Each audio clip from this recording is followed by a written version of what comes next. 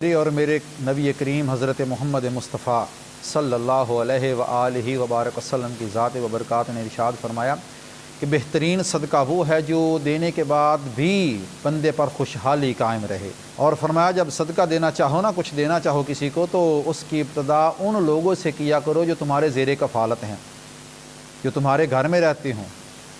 جو تمہارے زیر کفالت ہوں، ان کو چیز پہلے دیا کرو، ان کا پہلا حق بنتا ہے۔ اپنے رشتہ داروں میں دیکھا کرو، اپنے اڑوس پڑوس میں دیکھا کرو، جب کوئی چیز دینا چاہو کسی کو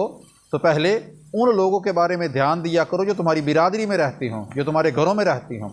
بالخصوص جو اسٹوڈنٹ ہوں، اور وہ بھی جو دین کا علم حاصل کر رہے ہوں، اور وہ طلباء جو سکول جاتی ہوں جن کے پاس یونیفارم نہ ہو، جن کے پاس وردی نہ ہو، جن کے پاس کتابیں نہ ہو، ان کو دیا کریں۔ اللہ تعالیٰ ان کو دینے کی وجہ سے آپ کو کئی گنا اجر و ثواب عطا فرماتا ہے۔ حضرت ابو امامہ رضی اللہ تعالیٰ عنہ ارشاد فرماتے ہیں کہ آقا علیہ السلام نے ارشاد فرمایا تیرے لیے ضرورت سے جو زائد چیزیں تیرے پاس موجود ہیں نا، جو تیری ضرورت سے زائد تیرے لیے تیرے پاس وہ چیزیں موجود ہیں نا، تو ان کو اللہ کے راستے میں خرچ کر دیا کر۔ تیرے خرچ کرنے کی وجہ سے اللہ تعالیٰ تجھے بھی اور عطا فرمائے گا، اور تیرے ذریعے سے اللہ تعالیٰ کئی لوگوں کی مشکلات کو حل فرما دے گا۔ ضرورت سے زائد چیزیں جو تیرے پاس موجود ہوں، تیری ضرورت بھی پوری ہے، تیری ضروریات بھی پوری ہیں، اور چیزیں بچ رہی ہیں، اگر تو ان کو اپنے پاس اکٹھا کر کے رکھے گا،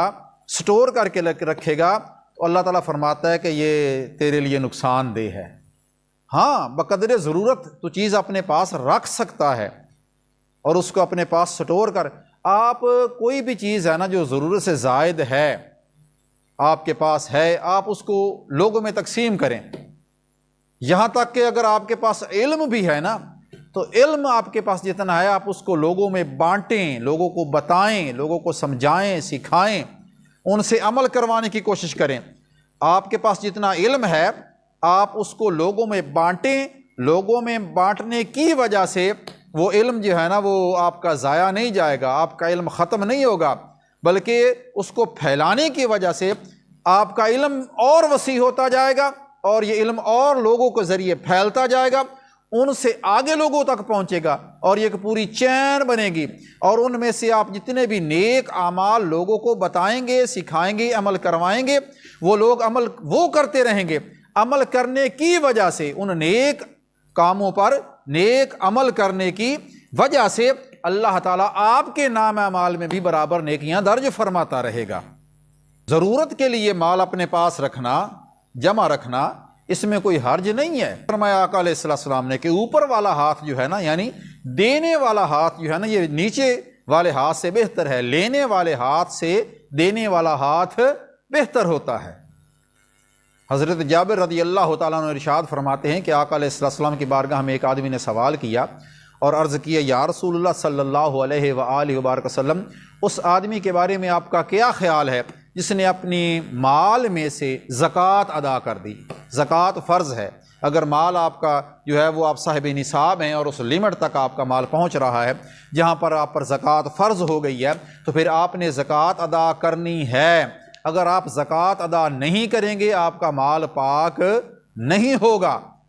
آپ کے مال سے شر دور نہیں ہوگا، وہ مال آپ کے لیے کھانا جائز نہیں ہوگا، اس کا استعمال کرنا مال کا، اس سے کاروبار کرنا، آپ کا تجارت کرنا، لین دین کرنا اس مال سے آپ کے لیے جائز نہیں ہوگا جب تک آپ اس مال سے غرباء، مساکین، مدارس، حقداروں کا حق نکال کر ان تک نہیں پہنچا رہے، تو وہ مال آپ کے لیے پاک نہیں ہوگا۔ حضرت جابر رضی اللہ تعالیٰ عنہ عرض کرتے ہیں کہ آقا علیہ السلام کی بارگاہ میں ایک بندہ حاضر ہوا، عرض گزار ہوا، یا رسول اللہ صلی اللہ علیہ وسلم، اس آدمی کے بارے میں کیا خیال ہے، آپ کیا فرماتے ہیں جس نے اپنے مال میں سے زکوٰۃ ادا کر دی؟ آقا علیہ السلام نے ارشاد فرمایا جس نے اپنے مال میں سے زکوٰۃ، غرباء کا حصہ، مساکین کا حصہ، یتیموں کا حصہ، حقداروں کا حصہ ان کو دے دیا،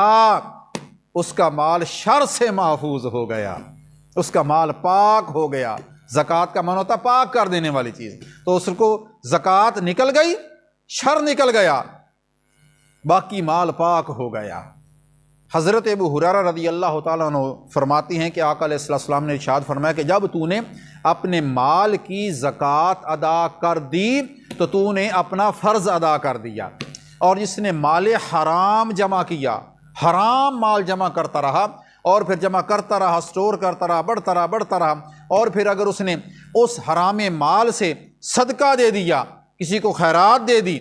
تو فرمایا اس کا وہ خیرات اور اس کا صدقہ قابل قبول نہیں ہوگا، بلکہ اس کا بوجھ اس پر ہوگا۔ بلکہ حضرت علقمہ رضی اللہ تعالیٰ عنہ کی روایت ہے، وہ آپ فرماتے ہیں کہ آقا علیہ السلام نے ارشاد فرمایا کہ تمہارے اسلام کی جو تکمیل ہے، تمہارے اسلام کی جو تکمیل ہے وہ زکوٰۃ کی ادائیگی کے ساتھ مشروط ہے، یعنی کہ جب تک زکوٰۃ اپنے مال کی ادا نہیں کرو گے اس وقت تک تمہارا اسلام کامل نہیں ہوگا۔ اور یہ جو صدقہ ہوتا ہے نا، صدقہ یہ بیماریوں کو دور کر دیتا ہے، تکلیفوں کو دور کر دیتا ہے، برائیوں کے دروازے بند کر دیتا ہے۔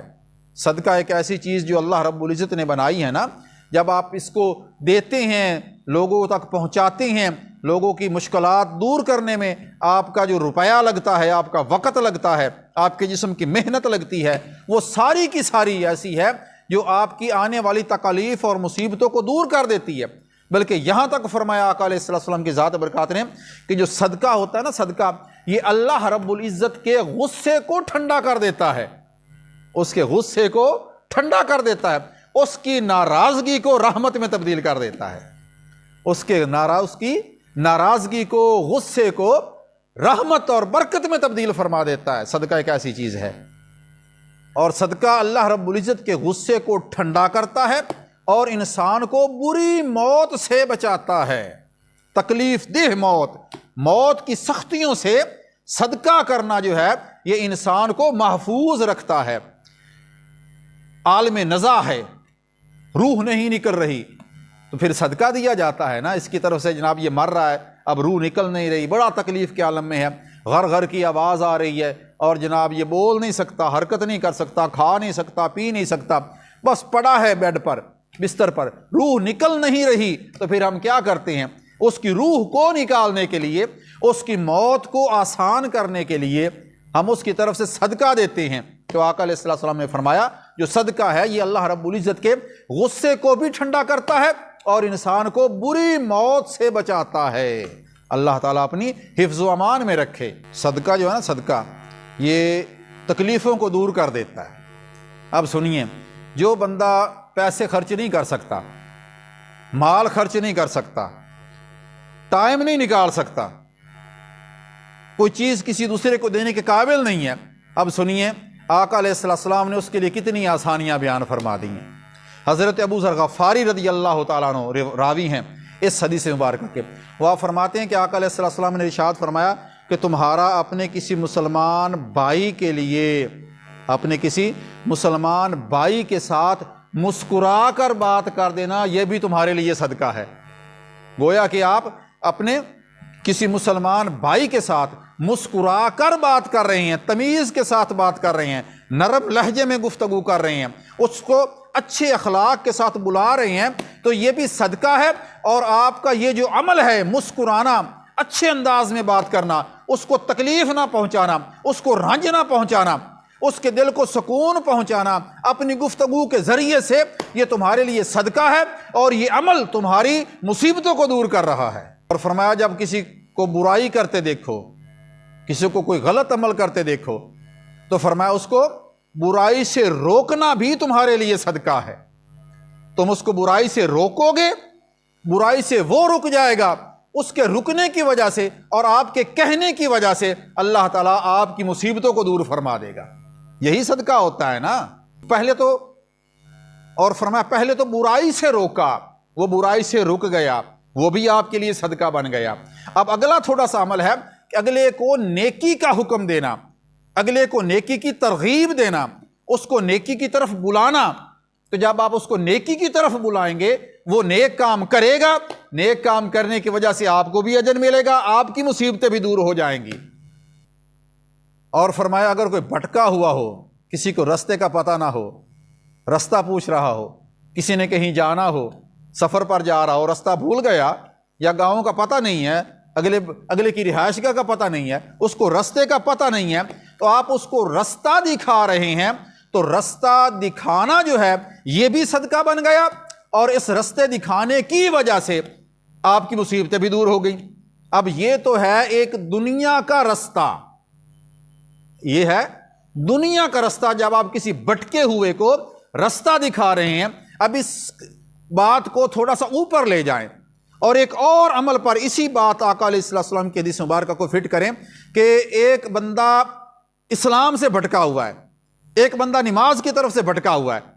نیک عمل کی طرف وہ نہیں جاتا، وہ گمراہ ہے، اس کو حلال حرام کا پتہ نہیں ہے، اس کو جائز ناجائز کا پتہ نہیں ہے، اس کو اس اسلامی رستے کا پتہ نہیں ہے، وہ تو تھا دنیا کے رستے سے بھٹکا ہوا، اور اب ہے دین کے رستے سے بھٹکا ہوا، اسلامی تعلیمات سے بھٹکا ہوا، نماز سے نابلد ہے، وہ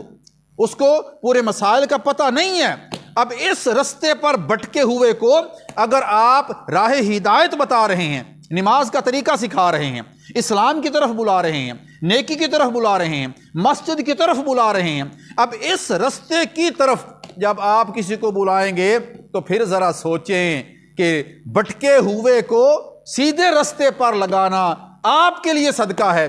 اس پر دنیا کا رستہ بتانے پر تو مصیبتیں دور ہو گئیں، دین کا رستہ بتانے پر اللہ تعالیٰ کتنا اجر و ثواب عطا فرمائے گا۔ اور اگر ہمارے معاشرے میں اللہ تعالیٰ معاف فرمائے کوئی آنکھوں سے معذور ہے، کوئی نابینا ہے، اس کو نظر نہیں آتا، رستے پر جا رہا ہے، اور آپ نے اس کا بازو پکڑ لیا اور بازو پکڑ کر آپ نے اس کو منزل مقصود تک پہنچا دیا، نابینا افراد کو پکڑ کر سائیڈ پہ کر دیا، منزل مقصود پر پہنچا دیا، آقا علیہ السلام نے فرمایا تم اس کے کام آ رہے ہو، اللہ تعالیٰ تمہاری مصیبتیں دور فرما رہا ہے۔ اور فرمایا آقا علیہ السلام نے کہ تیرا راستے سے پتھر ہٹا دینا، تیرا راستے سے پتھر ہٹا دینا،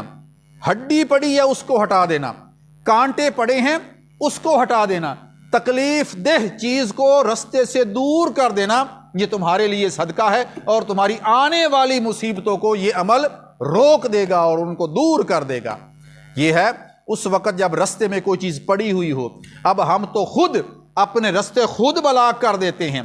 ہم خود اپنے دروازوں کے سامنے اتنے بڑے بڑے تھڑے بنا لیتے ہیں، اتنی لمبی سیڑھی لگا دیتے ہیں، اور جناب وہ ریلنگ اتنی لمبی لگا دیتے ہیں کہ جناب این سڑک کے درمیان تک وہ ہم پہنچا دیتے ہیں، تھڑا بن گیا، تھڑے سے آگے پوڑی بنا دی، اور پوڑی سے آگے پھر وہ جناب وہ اترنے کے لیے سلیپنگ وغیرہ بنا دی، تو کتنا رستہ ہم خود روک دیتے ہیں، کتنا رستہ ہم خود روک دیتے ہیں۔ چاہیے تو یہ تھا کہ پتھر بھی ہٹاؤ گے اجر و ثواب ملے گا، اور اگر بندہ خود ہی رستے کو روک دے، خود ہی لوگوں کے لیے مشکلات پیدا کر دے، تو پھر سمجھ لیں اللہ تعالیٰ کتنی وعید فرمائے گا۔ اب ایک دوسرے کی مدد کرنے پر، ایک دوسرے کے کام آنے پر کتنا اجر و ثواب ہے، کتنا بڑا صدقہ ہے، کتنی مصیبتیں دور ہوتی ہیں۔ اب سماعت فرمائیے، آقا علیہ السلام نے ارشاد فرمایا کہ تم نے ڈول کی مدد سے پانی نکالا، ڈول کی مدد سے پانی نکالا، اور تم نے اپنی بالٹی میں جو پانی تھا وہ دوسرے کی بالٹی میں پانی ڈال دیا، اپنا پانی نکال کر ڈول والا پانی دوسرے کی بالٹی میں ڈال دیا، یہ عمل کرنے سے بھی فرمایا تمہاری آنے والی مصیبتیں دور ہو جائیں گی۔ چھوٹی چھوٹی باتیں ہیں نا، چھوٹے چھوٹے عمل ہیں، چھوٹے چھوٹے کام ہیں، جب ہم ان کو کریں گے نا تو دوستان محترم اللہ تعالیٰ ہماری مصیبتیں دور فرمائے گا۔ ہم کہتے ہیں یہ نقصان ہو گیا، یہ نقصان ہو گیا، یہ بیماری آ گئی، یہ تکلیف آ گئی، تو بھائی میرے جب ہم خود کسی کا لحاظ نہیں کریں گے تو پھر اللہ تعالیٰ آزمائشوں میں تو ڈالے گا نا۔ جب ہم یہ چھوٹے چھوٹے عمل کر کے کوئی بھی عمل ہو اس کو چھوٹا نہ سمجھیں، اس کو حقیر نہ سمجھیں، اس کو چھوٹا اور حقیر سمجھ کر رد نہ کریں۔ عمل چھوٹا سا ہے مگر چھوٹے سے عمل کرنے میں بھی اللہ تعالیٰ کی رضا پوشیدہ ہوتی ہے۔ حضرت ابو ذر رضی اللہ تعالیٰ عنہ وہ فرماتے ہیں کہ ہمیں آقا علیہ السلام کی ذات برکات نے ارشاد فرمایا کہ تم میں سے ہر کسی کے جوڑ پر صدقہ ہے، تو سمجھ لے کہ یہ جوڑ ہے جسم کے، ٹھیک ہے نا، اب جوڑ فرمایا گیا، اب جسم کے جوڑ تو یہی بنتے ہیں، اب فرمایا جوڑ پر صدقہ ادا کرنا ہے۔ اب کتنے جوڑ ہیں بندے کے جسم میں، حرکت کرتا ہے، ادھر دیکھتا ہے، گردن کے جوڑ، ٹھیک ہے نا، اور یہ سینے کے، کندھے کے، کونیوں کے، ہاتھوں کے، کمر کے، ٹھیک ہے نا، یہ کتنا ایک نظام قدرت ہے جو بندے کے جسم میں بنا ہوا ہے، کتنی ہڈیاں ہیں جو ایک دوسرے کے ساتھ اٹیچ ہیں، اور بڑے ضرورت کے مطابق جیسے بندہ چاہتا ہے ان کو حرکت دے سکتا ہے، جیسے بندہ چاہتا ہے ان کو آگے پیچھے کر سکتا ہے۔ تو یہ کتنی بڑی اللہ تعالیٰ کی نعمت ہے جو اللہ تعالیٰ نے ہمیں جسم کی صورت میں عطا فرمائی ہوئی ہے۔ اور آقا علیہ السلام نے فرمایا کہ یہ اتنی بڑی نعمت ہے کہ تمہارے لیے تمہیں چاہیے کہ تمہیں ہر جوڑ پر صدقہ ادا کرو، ہر جوڑ پر صدقہ ہے۔ عرض کی یا رسول اللہ صلی اللہ علیہ وسلم تو ہر جوڑ پر صدقہ یہ کیسے ادا ہوگا؟ تو آقا علیہ السلام نے فرمایا جب تو صبح کرے نا تو سبحان اللہ سے شروع کرے، جب تو صبح کرے تو سبحان اللہ کہے، جب تو صبح کرے تو الحمدللہ کے ساتھ صبح کرے، اور کثرت کے ساتھ لا الہ الا اللہ اس کی تلاوت کرے، لا الہ الا اللہ پڑھتا رہے، لا الہ الا اللہ پڑھتا رہے۔ یہ سبحان اللہ کہنا، یہ الحمدللہ کہنا اور لا الہ الا اللہ کی تلاوت کرتے رہنا، یہ پڑھتے رہنا، یہ تمہارے لیے ہر جوڑ پر صدقہ ہے، ہر جوڑ پر شکرانہ ادا ہوتا جائے گا، ہر جوڑ کے بدلے میں آپ صدقہ ادا کرتے جائیں گے جب اپنی زبان کو اللہ تعالیٰ کی تسبیحات، اس کے ذکر سے، اس کی الوہیت کا اقرار کرنے میں آپ اپنی زبان کو مشغول رکھیں گے، ہر جوڑ پر آپ کے لیے صدقہ ادا ہوتا جائے گا۔ حضرت حسن بصری رحمۃ اللہ علیہ ارشاد فرمایا کرتے تھے کہ آقا علیہ السلام نے ارشاد فرمایا کہ لوگو، اگر تم اپنے مال و دولت کو بچانا چاہتے ہو کہ یہ مال و دولت تمہارے کام آئے، اس دنیا میں تمہارے کام آئے اور آخرت میں تمہارے کام آئے، اگر تم اپنے مال و دولت کو بچانا چاہتے ہو اور اپنے صحیح تصرف میں لانا چاہتے ہو تو پھر اپنے مال کی زکوٰۃ ادا کیا کرو۔ جب کوئی بیماری محسوس کرو، جب کسی بیمار کا کوئی علاج کرنا چاہو تو دوا کی طرف بھی جایا کرو، بیماری کا علاج دوا کے ذریعے سے بھی کیا کرو، یہ بھی آقا علیہ السلام کی سنت ہے۔ اور یہ فرمایا کہ اپنی بیماریوں کا جو علاج ہے وہ صدقے سے کیا کرو۔ تو گویا کوئی بھی علاج شروع کرنا ہو تو پہلے صدقہ دیا جائے، پھر اس کے بعد دوا دی جائے۔ اللہ تعالیٰ دوا بھی میں بھی شفا رکھ دیتا ہے، اور صدقے کے ذریعے سے اللہ رب العزت بیماریوں کو بھی دور فرما دیتا ہے۔ اور فرمایا جب کوئی مصیبت آنے لگے، کوئی مصیبت آنے لگے تو مصیبت کی لہروں کا سامنا دعا کے ساتھ کیا کرو، اور مصیبت کی لہروں کا سامنا دعا اور اللہ تعالیٰ کی بارگاہ میں گریہ زاری کے ساتھ کیا کرو۔ اللہ تعالیٰ گریہ زاری کو سنتا ہے، قبول فرماتا ہے، بیماریوں مصیبتوں کو دور فرما دیتا ہے۔ بات فرمائیے،